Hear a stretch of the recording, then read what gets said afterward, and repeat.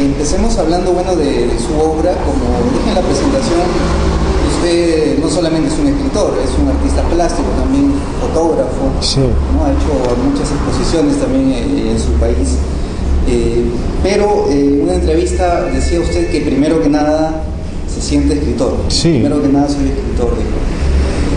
Hablemos de su primer contacto con la literatura, su primera lectura. ¿Cómo fue ese acercamiento a los libros? Bueno, cuando yo era niño y cuando comenzó como hasta mitad de mi adolescencia, unos 15 años o algo así, yo leía muy poco. No tenía un contacto, tenía menos contacto que mucha gente con todo esto que luego he dedicado la vida. En parte yo creo que como reacción familiar, mi padre sí leía, y yo tengo un hermano mayor de 9 años mayor que también leía mucho. Quizás para diferenciarme de ellos, para, no sé, no era un lector para nada. Pero lo primero que hice bien fue correr. Corría a distancias de fondo, ¿no? Largas, campo traviesa, también en mi colegio, tal. Me convertí en un bastante buen corredor. Y entonces resultó que me enfermé, se me atrofiaron unas membranas, ¿no? Por las fosas nasales muy profundo adentro, ¿no? Y entonces me tuvieron que operar, era en esa época bastante desagradable, doloroso, un proceso de recuperación muy largo, no pude respirar normalmente por muchos meses. Y cuando no pude correr, y luego de ese fracaso, ¿no? Que lo percibí como un fracaso, empecé a leer. Y leía cualquier cosa. Y de pronto pasé como decía en alguna otra entrevista, ¿no? Del absurdo de correr y correr y correr hasta la extenuación, a leer y escribir hasta la extenuación, ¿no? Son en cierta medida dos experiencias absurdas, ¿no? Dos experiencias del absurdo, porque ¿por qué hay que correr si se puede ir a pie, ¿no? ¿Por qué hay que escribir o leer si se puede no pensar? Después de todo, eso es lo que hace la mayor parte de la gente, ¿no? Entonces se parecen más de lo que superficialmente puede parecer esas dos actividades, y de alguna manera llegué a ellas de esa manera. ¿Y qué lecturas recuerda en especial, con particular cariño de ese entonces? Bueno, yo creo que yo tengo 53 años, o sea que estamos hablando a mitad de los años 70. En esa época todavía el referente para toda América Latina era el boom, ¿no? El boom de la novela latinoamericana creó una popularidad, ¿no? De la literatura, y en mí, como en tantísimos miles de jóvenes de toda América Latina, produjo un acercamiento probablemente muy superficial a la literatura, pero por lo menos un acercamiento, ¿no? Es muy difícil para mí precisar un texto u otro, ¿no? Pero recuerdo experiencias de lectura muy impactantes, y por ejemplo recuerdo que tendría como 17, 18 años leer Sobrehéroes y tumbas, ¿no? de Ernesto Sábato, ¿no? Y luego la releí tiempo después, no sé si la releyera hoy, ¿qué me diría, no? Los libros que yo creo que uno lee muy jóvenes, cuando uno es muy joven, son muy difícil que luego se recupere esa experiencia, porque uno deja de ser esa persona. Pero por lo menos creo que sí, en un libro como ese, un autor como Sábato, había una dureza en su concepción del arte literario, ¿no? Y yo creo que eso me ha acompañado a lo largo de la vida, ¿no? ¿Y en qué momento ya siente esa inclinación o vocación, si quiere llamarlo, de escribir? Pues muy temprano. Yo creo que justo después de esta experiencia que te decía de correr y pasar a leer, casi pasé de manera natural a tratar de escribir. Y yo creo que en parte es porque a veces yo no recuerdo el libro que a mí me deslumbró, que me dio la experiencia, digamos, originaria, si es que tal cosa existe, de lo que puede ser la literatura o lo que puede ser la escritura. Pero yo creo que ahí queda la experiencia, queda la sensación de la experiencia. Y quizás lo que uno trata después como escritor de hacer es de volver a esa experiencia, pero ahora producirla uno en otro, ¿no? O sea, poder construir eso que uno un día dijo, mira, esto se puede hacer, ¿no? Al leer un libro. Qué maravilla que a mí me haga este efecto estas páginas, ¿no? Entonces el tratar de uno ser un autoproductor de esa maravilla, ¿no? que uno descubrió en algún momento. Para ya hablar de su obra, Eduardo, ¿cómo empezó a tomar conciencia, vamos a decirlo de alguna forma, de que le interesaba escribir una obra que se mueve en esta frontera entre la autobiografía, el ensayo y la ficción? Bueno, ya viene caminando desde siempre, ¿no? Yo creo que uno va creando, a veces cuando uno lo mira retrospectivamente se da cuenta de que había casi ya algo muy establecido desde el principio, pero que uno no lo había descubierto.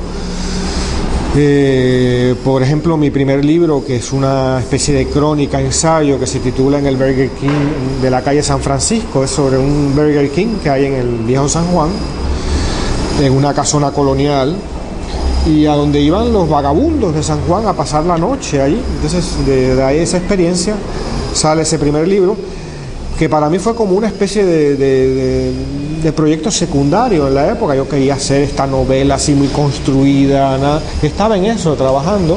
Esa novela nunca se publicó, nunca la acabé.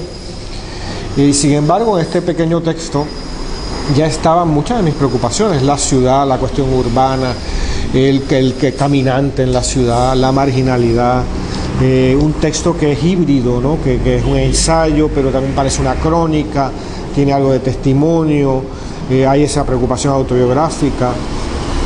Y ya luego mis otros textos han ido afinando, ¿no? esa búsqueda, hasta ya yo creo que para uno que tiene que ver precisamente con la ciudad de San Juan, ¿no? Los pies de San Juan, que es un texto también visual, ¿no? que tiene dibujo, tiene fotografía,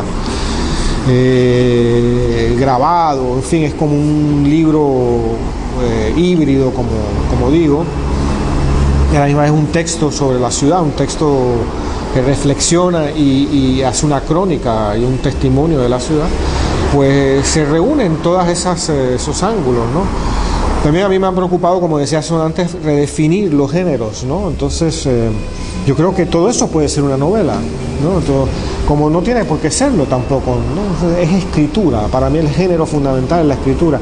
En ese sentido tiene cierta ironía este premio que se me ha concedido, que es un premio de novela, y Simón es una novela, ¿no? Pero, y no es mi única novela, pero mi trabajo ahora, los libros que yo tengo en proceso, son estos libros híbridos, digamos, ¿no? No va a ser la novela típica que se compra en cualquier sitio. Ya para empezar hablando de su novela, Simón, Ricardo Filia, que ha sido uno de los jurados del premio Rómulo Gallegos, decía que su novela presenta aspectos de autobiografía, pero también dice una historia de amor contada con un contenido al mismo tiempo erótico, social y político. ¿Cómo surgió la idea de la novela, digamos, el punto de partida de Simón? Bueno, sería difícil precisarlo porque ya no lo recuerdo exactamente, pero sé que es el mismo proceso de todos mis libros. En un cuaderno, en un momento dado, me detengo, saco la libreta, saco una pluma y escribo una frase, o 2 o 3 frases, y ese es el inicio. En un primer momento a veces yo no sé ni siquiera todavía la naturaleza genérica, digamos, del texto que estoy escribiendo. Voy acumulando una serie de páginas y entonces ya luego a lo mejor tomo una decisión consciente: esto va a ser un ensayo, una novela, lo que sea, ¿no?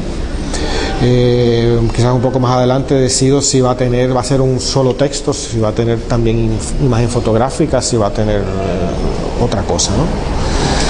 Entonces surgió de esa manera. Entonces ya luego yo no tengo un plan de trabajo, o sea, yo voy descubriendo la novela en la medida que la voy escribiendo. Porque empieza como una reflexión sobre el acto de escribir, sí, y va derivando sobre casi muchos de mis textos comienzan justamente con esa palabra, casi con ese verbo, escribir, ¿no? Por ejemplo, hay un texto es un texto visual también, porque es un ensayo fotográfico sobre los grafitis de las celdas de la antigua penitenciaría estatal de San Juan, que se llamaba El Oso Blanco. Ese texto se titula El deseo del lápiz. y empieza justamente con el verbo escribir, ¿no? En ese sentido, el acto, yo creo que todo texto reconvoca la pregunta de por qué escribir, ¿no? Y digamos, ese es el punto de partida, podría ser. sí, Reflexionar sobre el arte de escribir y bueno, de ahí surge algo, ¿no? Y va derivando otras aristas, como en el caso de Simón, esta enigma, nuestros mensajes en clave, la historia de amor, lo erótico que también está ahí, ¿no? Sí. Una de las frases de la novela que me llamó la atención fue esta, ¿no? Que quiero leerle para hablar precisamente sobre eso. Dice, no, es una nota que le envía Li Chao al protagonista. Escribes porque te gusta, porque no sabes hacer otra cosa, porque no eres capaz de vengarte de otra manera. Pues añade, ¿no? Ahora sé que luchar y escribir es lo mismo. ¿Usted también ve así el acto de escribir? Sí, eso lo podría suscribir totalmente. Una lucha. Sí, es una forma de lucha, claro que sí. Es una forma de, en primer lugar, de hacerse, de dejar una huella, una marca. No me refiero como, esto no tiene nada que ver con esas tonterías, ¿no? De la inmortalidad, ¿no? Nada de eso. Es una marca, por eso es que hay graffiti, ¿no? Ahí tenemos una necesidad desde los primeros seres humanos, desde el arte de las cavernas y todo eso, es alguien dejando una marca, es la mano de las cavernas prehistóricas, ¿no? Dejar la mano es la primera firma y es de, yo creo que es una experiencia humana fundamental, ¿no? Luchamos por existir, si no desaparecemos. En la novela hay también una discusión con un escritor español. Y este personaje Noreña le dice, publicar en España no significa ni asegura nada. Esto tiene que ver un poco con usted, porque contaba que tuvo oportunidad de publicar en España, pero que se negó a hacer. Sí, yo creo que también aquí que somos víctimas de una ingenuidad. El tiempo no es lo mismo, todavía estamos aquí bajo la fascinación de los autores del boom, ¿no? Que como se dio el fenómeno en Barcelona sobre todo, y en otra época fue un modelo que entonces fue muy feraz, digamos, fue muy fértil para los autores, pero nuestra época no es tan ingenua ni tan inocente. Yo leía luego de esto, que me daba toda la razón, un artículo en El País, creo que la semana pasada, de que Tusquets ha sido absorbido por Planeta, y la editora de Tusquets, ¿no? Está ahora controlada, tratando de preservar el fondo patrimonial de su obra de empresaria, ¿no? Y de editora que tuvo en esa editorial muy prestigiosa, pero ahora lo controla una empresa que lo único que le va a interesar es lo que se venda. La literatura debe tener otros parámetros, y yo creo que hoy no estamos en ese mismo mundo de los años 60, 70. En ese sentido, las pequeñas editoriales tienen cada vez más que decir, porque yo creo que son las que todavía preservan no solo una calidad, sino una tradición. Y en ese sentido, yo creo, como decía, que llegué a este premio caminando, a este premio de la mano de pequeñas editoriales, y no veo por qué me tengo que ir de ellas. Si pueden hacer su trabajo, que los libros lleguen a los lectores de América Latina, que lleguen a los editoriales de otras partes que quieran traducir esos libros, ¿por qué no? No veo por qué hay que estar en las dos o tres grandes editoriales del mundo hispánico. Yo, es más, me encuentro que no estoy leyendo apenas libros de esas editoriales desde un tiempo a esta parte, porque no encuentro que esa es la literatura que me interesa leer en estos momentos, ¿no? ¿Y estas editoriales españolas ahora están llamando con insistencia después del premio? Bueno, ha habido agentes literarios que sí lo han hecho para, obviamente, llevarme a esas editoriales. Pero yo creo que ya después de lo que ha salido por ahí en la prensa, no creo que me van a llamar mucho más, ¿no? ¿Cuál diría que es su apuesta literaria, digamos? ¿Qué es lo que le interesa explorar a través de la escritura? Pues a mí lo que me interesa explorar son los límites de la escritura. Ver los límites, hasta dónde se puede llegar con la escritura. La escritura es un espacio. La escritura no es meramente la descripción de la realidad, es casi como es una grafía también, y también es un sonido, es música y es arte visual. Es explorar qué se puede hacer dentro de lo literario con todo eso, ¿no? Y cómo eso se puede meter en algo que hemos llamado libro hasta ahora y que seguramente se seguirá llamando. Pero como le decía a Piglia cuando me felicitó por el premio, decía, ojalá un día nuestras novelas tengan sonido.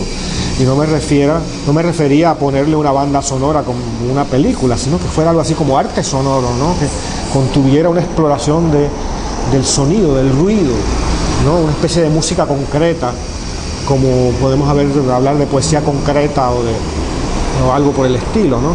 Entonces, esas redefiniciones de las fronteras de las artes y de los géneros dentro de cada arte es lo que a mí siempre me ha interesado explorar. En ese sentido, yo no soy un novelista puro, no soy un poeta puro, no soy un ensayista puro, soy un mulato, un mestizo de todo eso, ¿no? En donde mis textos parecen a veces un texto filosófico y a la misma vez son una crónica o una novela o lo que fuera, ¿no? Son escritura, ¿no? Son hasta dónde puede llegar la escritura.